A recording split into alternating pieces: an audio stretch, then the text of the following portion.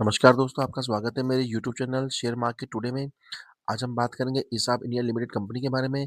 Company के fundamental कैसे हैं, चार्ट पे कहाँ पर सपोर्ट है, कहाँ पर रेजिस्टेंस है, नेक्स्ट टारगेट क्या निकल के आएंगे स्टॉक के, इस बारे में हम बात करेंगे। चलिए जानते हैं थोड़ा कंपनी के बारे में। कंपनी की मार्केट कैप 8,100 करोड़ की है। करंट प्राइस चल रहा है 5,259 रुपये का।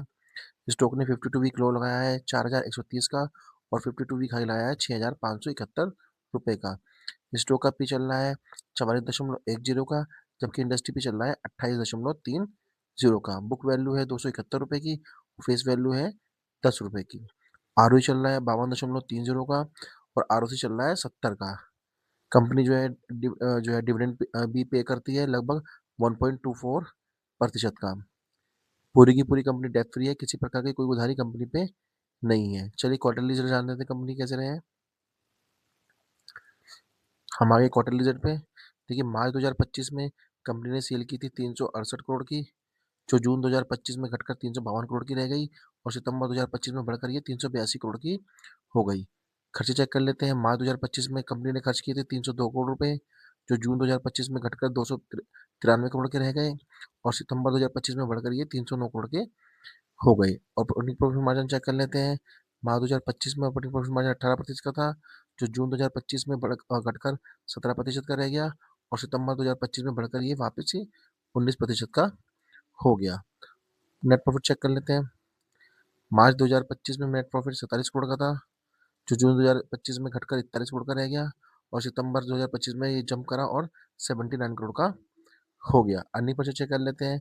मार्च 2025 में अर्निंग पर शेयर 30.81 का था, जो जून 2025 में घटकर 26.60 का हो गया और सितंबर 2025 में जो है जंप हुआ अर्निंग पर शेयर में और 51.45 का हो गया। शेयर होल्डिंग पैटर्न चेक कर लेते हैं। कंपनी की शेयर होल्डिंग पैटर्न कैसा है। हम आ गए शेयर होल्डिंग पैटर्न में, हम ईयरली चेक करेंगे। मार्च 2024 में प्रमोटर की होल्डिंग 73.72 थी, जो मार्च 2025 में भी सेम रही और सितंबर 2025 में भी सेम रही। एफएस की होल्डिंग चेक कर लेते हैं। मार्च 2024 में एफएस की होल्डिंग 1.26 थी, जो मार्च 2025 में बढ़कर 1.79 की हुई और सितंबर 2025 में घटकर 1.53 की रह गई। डीएस की होल्डिंग चेक कर लेते हैं।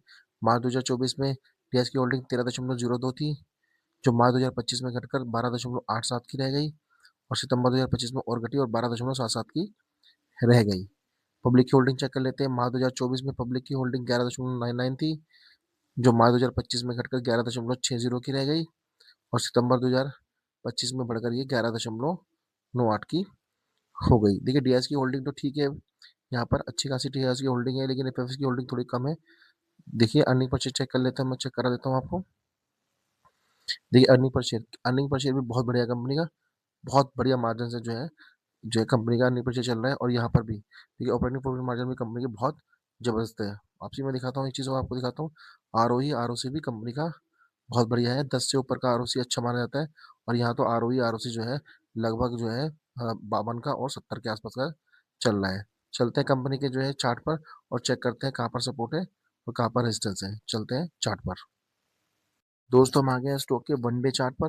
देखिए वन डे चार्ट पे स्टॉक ने क्या करा, आज यहाँ पर जो है लो बनाया 5,136 रुपये का। उसके बाद स्टॉक ने हाई बनाया 5,563 रुपये के आसपास का हाई बनाया। हाई बनाने के बाद स्टॉक में एक जो है गिरावट आई। गिरावट आने के बाद स्टॉक ने 5,248 रुपये के आसपास क्लोजिंग दी और क्लोजिंग जो है 200 एक्सपोनेंशियल मूविंग एवरेज के ऊपर दी है। थोड़ा मैं हिस्ट्री चेक करा देता हूँ स्टॉक की, चार्ट पे क्या हिस्ट्री रही है। देखिए यहाँ पर थोड़ा मैं थोड़ा जूम कर देता हूँ जिससे आपको दिखाई दे।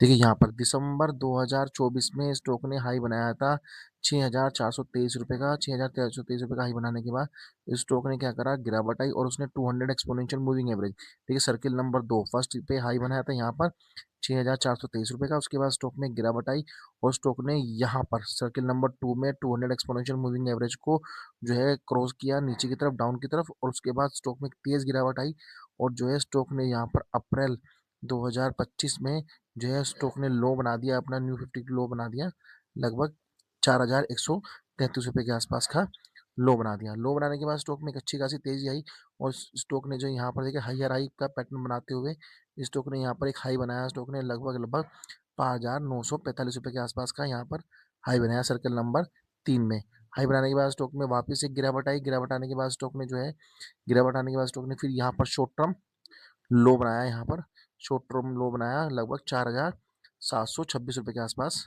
लो बना दिया। फिर उसके बाद स्टॉक में जो एक दमदार तेजी आई रिजल्ट आने के बाद, और स्टॉक ने जो है 200 एक्सपोनेंशियल मूविंग एवरेज के ऊपर क्लोजिंग दी है।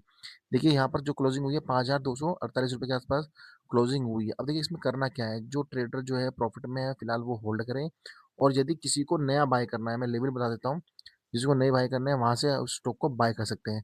देखिए बाय करना है आपको 5,150 से लेके और 5,070 तक, यदि इस बीच में ये स्टॉक मिल जाता है आपको 5,150 और 5,070 के बीच में यदि स्टॉक मिल जाता है, तो इस स्टॉक को आप जो है बाय कर सकते हैं।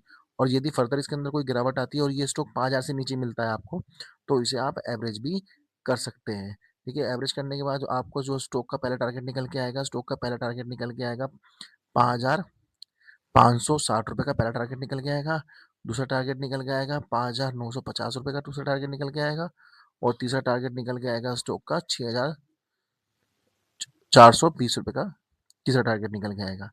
देखिए मैं आपको दोबारा बता रहा हूँ, स्टॉक का पहला टारगेट निकल गया 5,560 रुपये का, दूसरा टारगेट निकल के आएगा इसके अंदर 5,950 का, और तीसरा टारगेट निकल के आएगा 6,420 रुपये के आसपास का टारगेट निकल के आएगा। देखो स्टॉक को बाय करने से पहले या सेल करने से पहले आप अपने वित्तीय सलाहकार से इस बात की सलाह ज़रूर करें कि स्टॉक को खरीदना चाहिए या नहीं खरीदना चाहिए, बेचना चाहिए अथवा नहीं बेचना चाहिए, तभी आप स्टॉक में कोई ट्रेड लें। वीडियो पसंद आए तो वीडियो को लाइक करें, चैनल को सब्सक्राइब करें। मिलते हैं अगली वीडियो में, तब तक के लिए धन्यवाद।